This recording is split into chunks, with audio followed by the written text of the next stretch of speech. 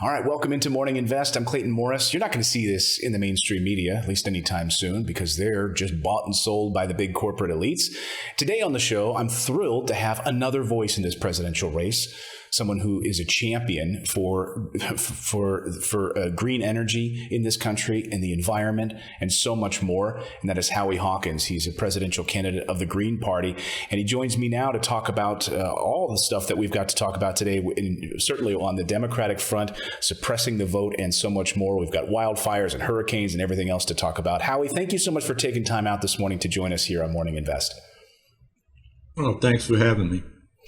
Well, real pleasure. First, I got to start with the news of the day, Howie. And of course, that is what is happening with Democrats trying to do to the Green Party in multiple states. If anybody was watching my show yesterday, I talked about how despicable this move is. This is something that Democrats always want to slam Republicans about, which is the suppression of the vote. And here they are, actively pursuing through legal matters and through court system and otherwise, trying to get the Green Party removed from the ballot in multiple states, and they've been successful. I want you to address this. Where do things stand right now, and are they going to be successful in other states? Well, they just were successful in Wisconsin, and that was a travesty of justice. If you go read the opinions, the dissenting opinion said on the merits, the law and the facts, we were clearly qualified to be on the ballot. But this was precipitated by a Democratic objection. A Democratic member of the Wisconsin Election Commission presided over the hearing and wouldn't let us present our documentation to answer that objection, which forced us to go to court. So they precipitated the delay. And then the court sat on it for a week when they had all the evidence, and they asked for the election administration jurisdictions to tell them if they had sent out absentee ballots already. The news reports at first were that they had. In fact, they had not. But all this delay pressed them up against their deadline to get the absentee ballots out. And of course, the Democrats were saying, we're holding up, we're stopping mail-in ballots. No, it was their action that precipitated it. And then with the Republican majority on the Wisconsin Supreme Court, they delayed it another week. So when they decided, they said, we're too late, and we're not going to look at the merits of the case. You're off the ballot, which is a travesty of justice. And, the problem in Wisconsin is you got partisan hacks from both parties administering the elections. What democracy does that? They don't do it in Europe, New Zealand, Australia, Japan, you name it. Maybe Russia and China, where the parties administer the elections. So you got a problem right there. And, we were pawns in their chess game. And so the end result is the Democrats think, oh, now all these people are going to vote for them. And I think they're probably mistaken. First of all, 61% of Jill Stein, our presidential candidate in 2016, voters, according to the exit polls, would have stayed home if she wasn't on the ballot. Right. Only 25% would have voted for Clinton. And then my running mate, Angela Walker, a native daughter of Black Milwaukee, who was a leader in the Wisconsin uprising, bringing her transit workers union local in from Milwaukee to that workers uprising. And because of that and her other activism, they ran her for sheriff of Milwaukee County against David Clark. You know him, he's the black guy with a cowboy hat, nominally a Democrat, loves Trump. And he was telling people, don't call 911, get a gun.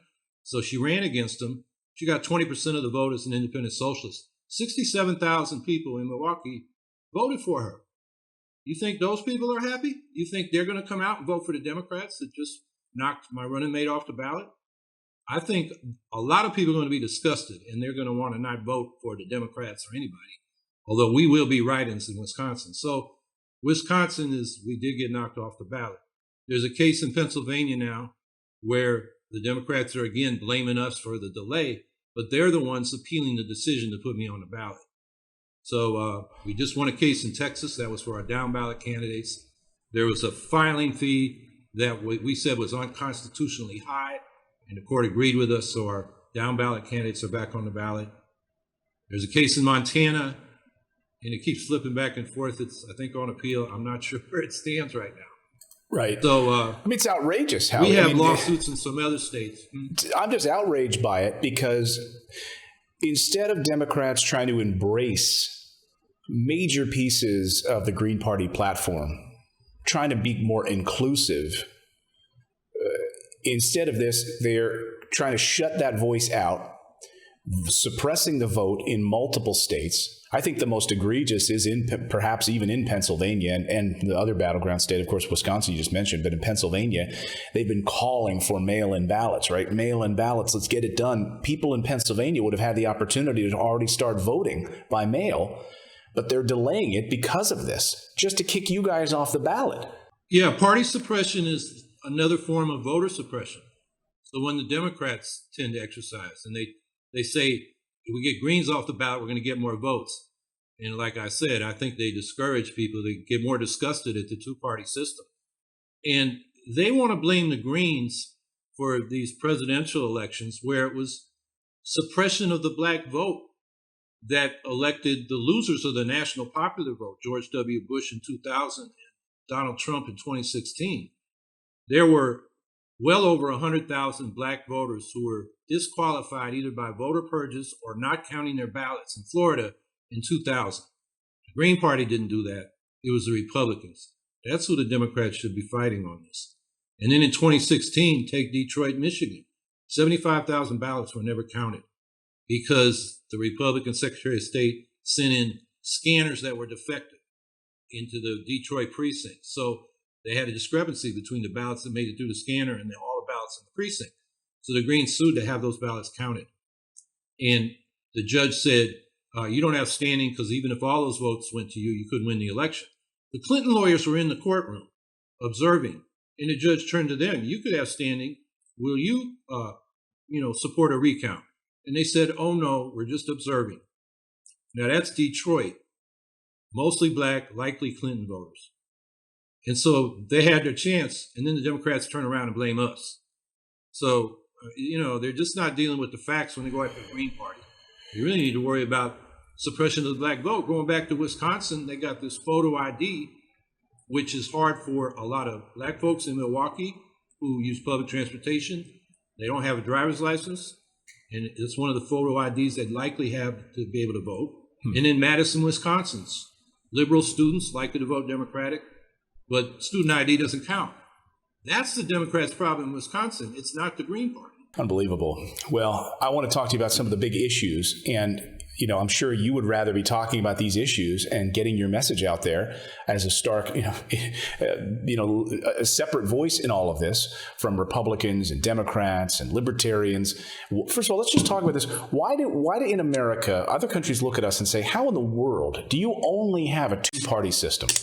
How is this possible that you operate really with only a two-party system that just buys and sells everything, runs everything with their corporate lobbyists? How is this possible? Will a third party be able to break through anytime soon?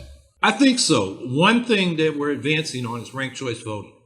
We now have it in 23 cities and counties, and now in the state of Maine, including for presidential elections. It's on the ballot in Massachusetts.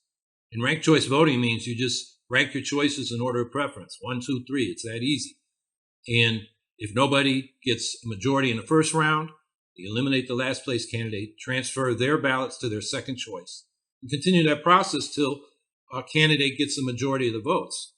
That way you can vote for who you really want without worrying about it might be helping the candidate you most fear. And I think with that, and then we extend that to legislative bodies with multi-member districts, and using ranked choice voting, you would get proportional representation. So, for example, I ran for city council here in Syracuse one year, got 48% of the vote. But in a winner-take-all system, 48% of the people in my district got no representation because the other guy got all the power. So with proportional representation, it would be multi-member, so we're nearly 50%. We would have got half of the representation on council. So that, I think, is a game changer, and I think that's one reason why I think we're going to advance.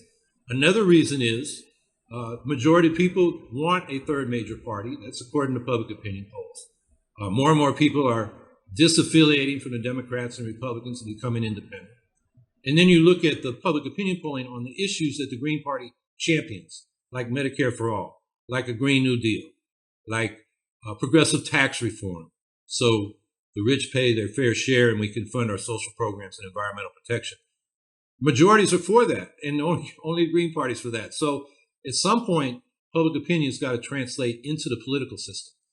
And with ranked choice voting, I think that can happen. Well, I think we absolutely need it in this country. And we see the mainstream media, which is bought and sold by these sides as well, only getting those voices on the air. We see it constantly. That trickles right down from their corporate bosses. And that's why, we do this show to bring voices that matter to our audience that don't have a voice, that aren't able to get this message out there.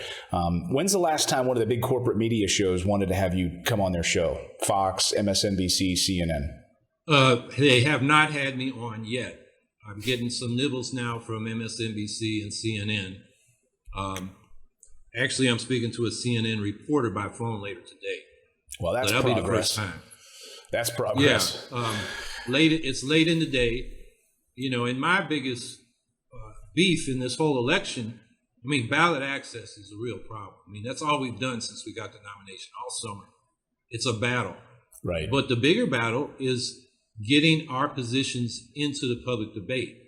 This is the most issueless, vacuous presidential campaign I've ever seen. It's like the Democrats are saying, Uncle Joe's a nice guy and Donald Trump's a bad meanie. And then Trump is saying, I'm the last guy standing between you and the hordes that are going to come down and burn your suburbs up.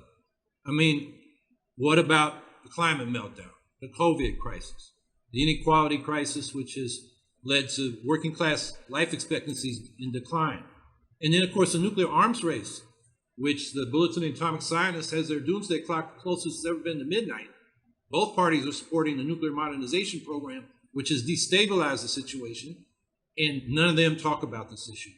It should be a top campaign issue. So that's the biggest frustration for me. Yeah, it is frustrating, and that's why we do this show. And I want to thank you to all of our audience who watches this show and supports independent journalism here. I spent many, many years in the corporate media, and to be able to be here with no boss telling me what to cover, it's liberating to be able to get these issues in front of people. So thank you for joining us, Howie. Let's talk about, first of all, the stimulus and the American people. You heard me talking earlier. We're going to be doing a deep dive segment here on the stimulus in just a moment, but the American people are being crushed right now. And if you watch the mainstream media, if you listen to the White House, you listen to the corporate elites that are running the show, they're saying, look, we saw jobs number drop down to 8.4%, and that's great. They're not talking about the permanent job loss. They're not talking about the eviction crisis. They're not talking about rental assistance. They're just talking about Wall Street doing fine, Federal Reserve, and 8.4% on the unemployment number. Where do you come down on the stimulus? Do you think the American people need some sort of a universal basic income, additional stimulus checks? What do you see? Well, and the other thing that they don't talk about is the labor participation rate is down. Right. So that means if you say we got 8.4 unemployment, you're not counting nearly double that of people that used to work, would work if they thought they could get a job and don't work. So you're not counting unless you're looking for work. And these are people that would work if they thought they had a chance of employment. So yeah, I want to talk about an economic recovery package, not a stimulus package. When you look at stimulus in recent history, it's trickle-down economics. Either give tax cuts to the rich who are supposed to invest in new jobs. Instead, they don't invest in new productive assets that would create jobs. They invest in financial assets, which just rearranges who owns what we already have and further concentrates the wealth. And then just putting more money in the consumer doesn't deal with the kind of investments in new productive assets we need, particularly with respect to transforming our economy to clean energy and zero carbon emissions, which is a real emergency. And that's the Green New Deal I've been talking about for a decade. And I think that's not only the way for climate recovery, it's the way for a real economic recovery. With respect to a universal basic income, I think that's the quickest way in this emergency of the COVID crisis that we get money out into the economy so it can keep running. In the long run, I prefer a guaranteed minimum income above poverty built into the tax structure, because it's a lot more expensive to give everybody, including Donald Trump and Warren Buffett, $2,000 a month when they don't need it. Yang's right. $1,000 a month was, I think, $3.5 trillion the guaranteed minimum income we're talking about at double the current poverty rate, because the current poverty rate is too low, is about 400 billion a year, much more efficient. And so you're not taxing the working class to send checks to Jeff Bezos. What do you think? Why do you think there's such opposition to, well, at least among the right, and even among Democrats, on this Green New Deal? Why are they reluctant to sign on to this? What are the main talking points and arguments against it? Well, from the right, it's that we don't have a climate crisis. Right. I mean, it's science denial. And I think from the Democrats, they're the special interests, the oil and gas industry, which in August 2018, the Democratic National Committee recommitted to taking money from, along with a quote-unquote all of the above energy policy, which is a euphemism saying we're going to continue fracking the hell out of the country for oil and gas, and we're going to subsidize nuclear power, which costs 2 or 3 times more than most forms of solar and wind power. So it's a boondoggle. So I think they're compromised by the special interests. And I think, so what I like to say is Trump calls climate change a hoax, but the Democrats act as if it's a hoax. The climate policy in Biden and the Democratic platform this year is even weaker than they had in 2016. You got to read between the lines, but they say we're going to add carbon capture and sequestration to, well, they don't say what they're going to add it to, but what they're going to add it to is burning gas in gas-fired power plants. You can't do that economically without massive federal subsidies. So, the oil and gas industry is very happy with Biden. And right. Under him and Obama, we became the world's #1 producer of oil and gas, which right. is not what the climate needs. I mean, you just read Naomi Klein's brand new book. We just, see what happened with the BP oil disaster. I mean, President Obama signed off on those oil rigs in the Gulf of Mexico, and we had the Deepwater Horizon oil spill. So that happened on President Obama's watch. Someone in the chat says, then they approved Arctic oil drilling. Right. After that. So that, how many watchdog groups are going to be able to be up in the Arctic and keeping an eye on it? At least in the Gulf of Mexico, we could see what was going on. There was a camera catching as it poured into the ocean, and we could actually see it. Just incredibly troubling. What do you say to those people that say, climate, clean energy, the idea of clean energy is a hoax, not economically viable? What would you say to that person? Well, they haven't been following what kind of new installation the utilities are putting in. They are putting in now a lot of solar and wind because at this point going forward, it's the best investment. And you look at the costs, wind and solar are competitive with everything. Gas is about the same price, but gas is an environmental disaster. It's a climate bomb, and we shouldn't be going down that path. I had a question from, in fact, my sister, who is a fan of yours, and she mentioned earlier that she's planning to vote for you, but she had a question on school lunches. She said, obviously the United States goes back and forth with Mexico being the fattest country in the world, the unhealthiest. Childhood obesity is through the roof. I mean, it's amazing. One of the wealthiest countries in the world, and we're having to deal with all of this processed food and garbage that our kids eat, and particularly at school lunch programs. What would you do about America's school lunch program to get real food, sustainable food into our lunch programs for our kids? Well, it'd be part of our Green New Deal for agriculture, where we basically want to switch from corporate, industrialized, chemicalized agriculture. So we get corporate farming out. We get the working farmers back owning their own farms. We help them make the transition to organic farming, which rebuilds the soil and brings carbon out of the atmosphere back into the biosphere. So we provide parity pricing for all commodities. And then we develop regional marketing networks. And the schools is a good market for those farmers. So you get fresh produce and dairy and so forth into the schools. And that should be part of the regional planning so that, we get more healthy food. Right now, they go with the cheap option, which is this highly processed food, lots of corn syrup, lots of sodium, not good for children or anybody. So I think that's the way we got to go. And I guess the other thing I'll say is we got to provide technical assistance for new farmers. If we go organic, we're going to need about 1 million more farmers in this country. And I think a lot of those people are former residents of Mexico who are up here as immigrant workers, and they were forced off the farms largely because of NAFTA, and their American dream is to have a farm. So I think those people are here, and we need a program to get them on the land, and we should have a family farm policy so that farmers' production costs are covered so they can stay in business. Right now, we're losing family farms, and you got Wall Street investors buying up farmland. And Right. now we have a new version of the sharecropping we had, between the Civil War and the Gilded Age after the Civil War. Right. Having to lease this land from corporate elites. That's more of what we need in this country. Ash, I asked for your questions from our audience. We got a lot of great questions from our viewers this morning. Ashley Rosink, sorry if I mispronounced that, says, what is your plan, Howie, for the pandemic and financial crisis if you're elected? What is your stance on social and racial inequality the country is currently facing? And how would you address that going forward? Well, on the pandemic, the first thing we need is a federal program, not leaving each state to fend for itself.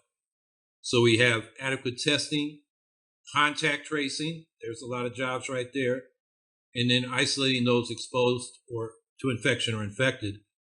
And that way suppress community spread of the virus, which they've done in other organized societies. I mean, right now, the two governing parties are presiding over a failed state. The COVID crisis makes that plain. And then we can go back to work and to school safely. So that's the first thing we got to do. And then in terms of the economic recovery, we mentioned a basic income to keep people going. We need rent and mortgage relief, and not just cancel or have a moratorium on rent and mortgage, but we need the federal government to make those payments for people that can't, so that all the businesses that depend on that rent and mortgage income, your community credit union, the small landlord, the little businesses that service property and maintain property. If we just cancel the rent, they're going out of business and more people are going to be unemployed. Ilhan Omar had a good bill on that didn't get into the so-called HEROES Act, which would have made those payments and also enabled the public housing sector and the nonprofit sector to expand, because it required anybody selling rental properties to notify HUD and give public housing authorities and nonprofit housing developers the first opportunity to take over those houses up for sale or those properties up for sale. So that's another thing we need. The unemployment insurance supplement is certainly needed because unemployment in most states is below poverty. We got to save the Postal Service for the election, have universal mail-in ballots. All that should have been funded last spring. We're getting late in the day for that. And then state and local governments. They're going belly up. And McConnell's idea that they should go bankrupt is, that means, like in my city of Syracuse, none of the pools open this summer. And then they finally got one of them open or two of them open by a GoFundMe thing online. So some of the kids could cool off during the summer. That's where the cities are at. Yeah, but we can increase our military budget by 20% and continue to fight in foreign wars, but we can't open pools in our own backyards. This is despicable. Well, we can't afford that garbage. Give me a break. Lightworker asks this question, Howie. Lightworker, a longtime viewer of our show, wants to know, what is your plan for global warming and what can we do to save wildlife from poaching and trophy hunting? So global warming, obviously a hot button issue. It used to be fairly low on what voters' interest and where they major issues. Now it's risen to the top. Well, I was the first candidate in this country to campaign for a Green New Deal back in 2010 when I ran for governor. And we've developed this program over the last decade. If you go to my website, howiehawkins.us, there's a detailed budget for an eco-socialist Green New Deal. We say eco-socialist because we got to do what we did during the World War II emergency, when the federal government took over and planned 25% of manufacturing capacity in order to turn industry on a dime into the arsenal of democracy to arm the Allies against the Axis fascist powers. And we need to do a similar thing to defeat climate change. So we're talking about a lot of public enterprise and planning in the energy, transportation, and manufacturing sectors in order to transform not only energy production, but also manufacturing, agriculture, buildings, and transportation. So they are zero emissions. So the goal of this plan is zero, or better, negative carbon emissions and 100% clean energy in a decade. And we want that because that's what the climate science says. That last report from the International Panel on Climate Change said that we have a carbon budget of 420 gigatons before we blow past the 1.5 degrees Celsius rise in global temperatures, which is seen as a danger threshold. And we're emitting 42 tons, 10% of that budget every year. That was 2 years ago. We got 8 years before we use up that budget. So this is a real emergency. And they said, what about globally? First thing, the United States has got to set an example. This Green New Deal, it's a $27.5 trillion investment over 10 years. It creates over 30 million jobs. It will be an economic boom. And countries suffering now after in the COVID situation and other structural problems with the global economy, this is a way to put people to work building assets that we need. And with that example, hopefully we can persuade other countries. China is a real climate problem. They're emitting more carbon than we are now, and on a breakneck growth, basically mission. And Russia is just put the first of 7 barges with 2 nuclear power plants on them to float out into the Arctic Ocean for oil and gas drilling. I mean, what could go wrong? And right. So, but until we set a good example, we don't have any persuasive power with those countries, let alone the Gulf states and the other countries that are a danger to the climate. So I think that's how we do it globally. And we spend, out of that $27.5 trillion, we spend $2 trillion on a global Green New Deal, helping other countries leap out of the 19th century fossil fuel age into the 21st century solar age. So that's how we go global with the Green New Deal. If you're just joining us, joining me now is Howie Hawkins, Green Party presidential candidate. And Howie, obviously one of the big stories that everyone's talking about are these wildfires out west through California, Washington State, Oregon, into Utah, Nevada, for crying out loud. And people waking up this morning in San Francisco, Los Angeles, everywhere else, and there's soot all over their cars. They can't breathe. We've seen an uptick over the past century of about 3 degrees Fahrenheit or so. And climate scientists are saying that we are on a death spiral in the United States and around the world if we don't do something about this. But there's a lot of people that don't believe it and don't think that this is a valid conversation. And Ben Shapiro, who is a guy that loves to talk about facts, he took the climate change folks to task on his show just yesterday. I want to play what Ben Shapiro had to say about these wildfires and how this debate is unfolding and get your take on this. So listen to Ben Shapiro from his Ben Shapiro show. What you cannot argue with any straight face is that climate change is the actual reason for the wildfires or for the increase in the territorial spread of the wildfires. You cannot make that case. That case is absurd in the absence of mentioning any of the federal and state policy that has led to the exacerbation of the tinder that is available for these wildfires. It makes no sense at all. According to the Environmental Protection Agency, the average temperature in the state of California over the past century has risen 3 degrees Fahrenheit. Not 15, not 20, 3 degrees Fahrenheit. That makes for some drier brush. But do you think that the massive wildfires that we are seeing today is more a result of a 3 degree Fahrenheit increase over the course of 100 years? Or do you think maybe it has more to do with the fact that federal and state policy have prohibited any sort of controlled burning that would have prevented all of these tindered areas from basically becoming a giant explosive device? Howie, what do you say to Ben Shapiro that it's a Forest Service management is the reason, nothing to do with climate change? Well, he takes one fact and builds a whole argument around it without looking at any others. It's not either or. All the lightning strikes that precipitated many of these fires is due to, I grew up in California and I rarely saw lightning. You have more energy in the atmosphere now with heating, and 3 degrees Fahrenheit does make a difference. And, particularly on the extremes, they had over 120 degree temperature in Los Angeles the other day. So it's just taking one fact and running with it out of context. So I think, the climate scientists are saying, in California, they've had more drought. Now, yeah, the management of forests, allowing more timber, has been an issue. It's been a discussion for a long time in the Forest Service because some of those species depend on periodic fires. And if you don't let them run through, you do accumulate more tinder, which makes the fires more dangerous. So that's an issue, but it doesn't say that climate change isn't a contributing factor as well. What can we do about these? What can we do about these wildfires? I mean, what can we do to stop this? Does it come down to fossil fuels? Yeah, we've got to turn our climate assault around, which means very quickly stopping to emit greenhouse gases like carbon and methane, and then having programs to draw carbon out of the atmosphere. Because you look at projections like by James Hansen, who's the most prominent climate scientist in the United States. He's the one that designated 350 parts per million carbon in the atmosphere as the danger threshold. We're up to around 415.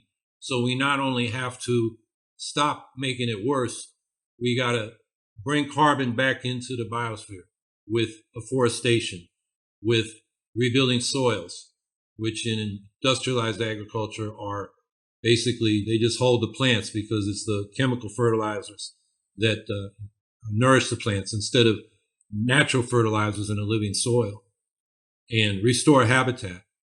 I think another thing is, we've got to look at where we build, and maybe we don't build in areas that are subject to wildfires.